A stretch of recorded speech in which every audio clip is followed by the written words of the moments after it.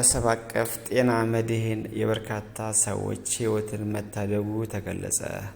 በሰሜን ወሎ ዞን ሀብሮ ወረዳ የማህበረሰብ አቀፍ ጤና መድህን የ2018 ዓ.ም ጠቅላላ ጉባኤና የንቅናቄ መድረክ ተካሄደ። የሀብሮ ወረዳ ማህበረሰብ አቀፍ ጤና መድህን ቡድን መሪ አቶ ተስፋውን ሳይ የ2017 በጀት ዓመት አፈጻጸም፣ የ2018 ዓመት እቅድ ኦሪየንቴሽን፣ ገቢን መሰረት ያደረገ ስላይዲንግ ስኬል መመሪያ አፈጻጸም ሁኔታ፣ የዞን ከፍ ያለ ቋት ምስረታ መመሪያና አፈጻጸም፣ የጤና ተቋማት አገልግሎት አሰጣጥ ያለበት ሁኔታ የሚያሳይ ሰነድ አቅርበዋል።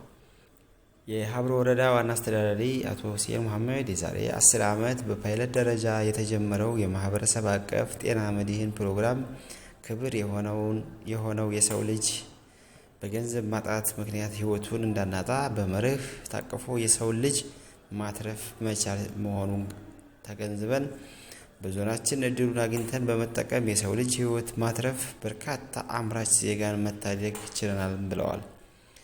ህዝባችንን ለመምራት በጤናው ዘርፍ ለማሻገር የማህበረሰብ አቀፍ ጤና መድህን ግንባር ቀደም ሆነን ማስተማርና ማሳየትም ይጠበቅብናል ብለዋል።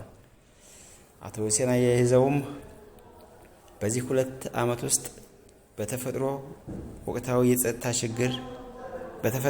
ወቅታዊ የጸጥታ ችግር ለጤና መድህን ስራችን ትልቅ እንቅፋት የፈጠረ ቢሆንም አሁን ላይ አንጻራዊ ሰላሙን ተጠቅመን ጤናው የተጠበቀ ማህበረሰብ ለመፍጠር ጠንክረን መስራት ይጠበቅብናል ብለዋል።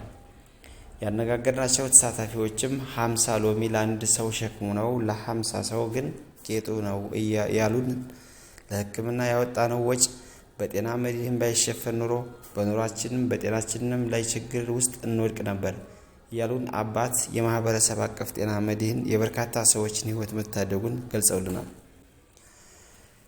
የሀብሮ ወረዳ ብልጽግና ፓርቲ ቅርንጫፍ ጽሕፈት ቤት ኃላፊ አቶ አማረ ገበያው በበኩላቸው ማህበረሰብ አቀፍ የጤና መድህን ለማስቀጠልና ህዝባችንን ተጠቃሚነቱን ለማረጋገጥ ለህዝባችን የግንዛቤ ፈጠራ ስራዎች በመስራት የተሰጠንን ኃላፊነት በአግባቡ በመወጣት ፕሮግራሙ ተደራሽነቱን ለህዝባችን ማስፋት ይጠበቅብናል ብለው አያይዘውም አገልግሎት አሰጣጣችን ላይ ያሉብንን ጥቃቅን ችግሮች በፍጥነት በመቅረፍ የተዘረጋውን የጤና መድህን ፕሮግራም ተጋግዘን ተግባራዊ እናደርጋለን።